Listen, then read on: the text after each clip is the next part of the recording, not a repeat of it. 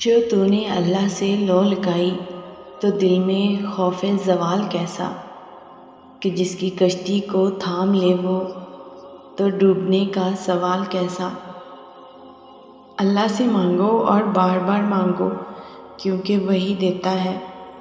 جانتے ہو اللہ تمہاری دعائیں کب قبول کرتا ہے اور وہ کیا چیزیں ہیں جو تمہاری دعاؤں میں رکاوٹ کا سب سے اہم سبب بنتی ہیں۔ تو یہ دو باتیں ذہن نشین کر لو، تمہاری سوچ ہی تمہاری اصل ہستی ہے، کیونکہ جب تم ناممکن کے وسوسوں سے ہمت ہار کر مایوس ہونے لگتے ہو تو شیطان تمہاری سوچوں پر غلبہ پا کر تمہیں اپنے رب سے ہی نا امید کرنے لگتا ہے۔ اللہ قرآن پاک میں فرماتا ہے، کہو کہ میں انسان کے پروردگار کی پناہ مانگتا ہوں، یعنی لوگوں کے بادشاہ کی، اس برے وسوسے ڈالنے والے کی برائی سے جو لوگوں کے دلوں میں وسوسے ڈالتا ہے۔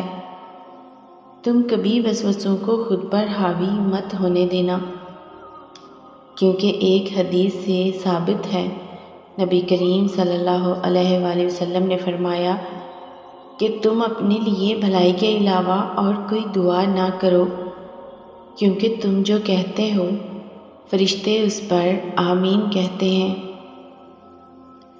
ہو سکتا ہے جسے تم مستقل شکست سمجھ رہے ہو وہی تمہاری جیت بن جائے۔ یاد رکھنا، جب تم مستقل ناکامی اور ہار کے سامنے ڈٹے رہتے ہو تو بالآخر جیت تمہارے سامنے سرنگوں ہو ہی جاتی ہے۔ مولانا رومی فرماتے ہیں کہ تمہاری قسمت تمہیں ان راستوں تک لاتی ہے جو اللہ نے تمہارے لیے لکھے ہوتے ہیں، مگر تمہیں ملتا وہی ہے جس کی تم دعا کرتے ہو۔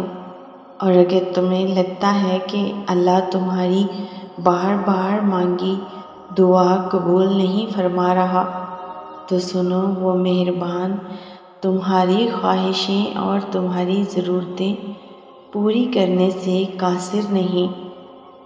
کسی ایک چیز کو اچھا اور ایک کو برا سمجھنا یہ تمہاری اپنی رائے ہے، جو تمہاری نگاہوں میں ہو سکتا ہے بہت قابل قدر ہو، مگر خوب جان لو کہ تمہارا رب اپنی ذات و صفات میں ہر ایک سے بالا تر ہے، اور وہ پوری طرح باخبر ہونے کے بعد بھی تمہارے حق میں رحیم ہے۔ اور جو چیز تمہاری زندگی کے لیے بہترین، مستقل اور باعث سکون ہوتی ہے وہ رب اس کی تدبیریں خود بناتا ہے۔ یاد رکھو، اگر دعا تمہاری تقدیر نہیں بدلتی نا تو تمہارا دل بدل کر تمہاری زندگی سنوار دیتی ہے۔ تمہارا رب تمہیں جو کچھ عطا کرنا چاہتا ہے اس کے لیے غیر محسوس طریقے سے اسباب و ذرائع فراہم کر دیتا ہے، کیونکہ وہی جانتا ہے کہ کس رنگ کے دھاگے سے کہاں پیوند لگانا ہے، اور اس کا تم کبھی ادراک نہیں کر سکتے۔ نبی کریم صلی اللہ علیہ وآلہ وسلم نے فرمایا، اے اللہ، کوئی کام آسان نہیں مگر وہی جو کام تو آسان کر دے، اور تو مشکل کام جب چاہے آسان کر دے۔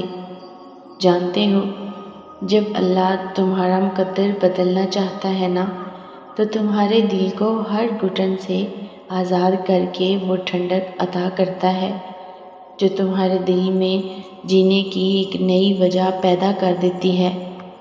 یاد رکھو، جس طرح ایک چراغ دوسرے چراغ کو روشن کرتے ہوئے اپنی روشنی نہیں کھوتا، بالکل اسی طرح اپنے رب کے آگے جھکنا تمہیں وہ قیمتی موتی عطا کرتا ہے جو تمہاری روح کو اس کے نور سے منور کر دیتی ہے۔ اللہ تعالیٰ قرآن پاک میں فرماتا ہے، اور یقین لانے والوں کے لیے تو ہم صاف صاف نشانی نمایاں کر چکے ہیں۔ کہہ دو کہ راستہ وہی ہے جو اللہ نے بتایا، اور بے شک اللہ محبت کرتا ہے توکل کرنے والوں سے۔ جانتے ہو جب اللہ کسی انسان پر معجزے کی راہ ہموار کرنا چاہتا ہے تو اس پر سب سے پہلے ہدایت کی روشنی کھولتا ہے۔ جب تم محسوس کرنے لگو کہ تمہارے تخیلات پاک ہونے لگے ہیں اور تمہاری زندگی ایک روشن راہ کے مطابق ڈھل کر ایک مثبت تبدیلی لانا شروع کر دے تو سمجھ لو کہ اللہ تمہاری فطرت کی ہر مانگ پوری کرنے کے لیے بہترین اسباب بنانے والا ہے۔ اللہ قرآن میں خود اس کا اشارہ دے رہا ہے اور اللہ کا وعدہ تو پورا ہو کر ہی رہتا ہے۔ یہ ایک نصیحت ہے، اب جس کا جی چاہے اپنے رب کی طرف جانے کا راستہ اختیار کر لے۔ سنو تمہیں مشکل کے بعد آسانی مبارک ہو، وہی جس کا ذکر قرآن پاک میں ہے۔ جاننا چاہتے ہو اللہ کن لوگوں کی دعاؤں کو جلد قبول فرماتا ہے؟ تو سنو وہ لوگ جو کثرت سے درود پاک پڑھتے ہوں، اللہ ان لوگوں کی دعاؤں کو جلد شرف قبولیت بخشتا ہے۔ نبی کریم صلی اللہ علیہ وآلہ وسلم نے فرمایا، جو چیز تمہیں فائدہ پہنچا سکتی ہے اسے حاصل کرنے کی کوشش کرو اور اللہ سے مدد مانگو، بے شک وہ خوب جاننے اور سننے والا ہے۔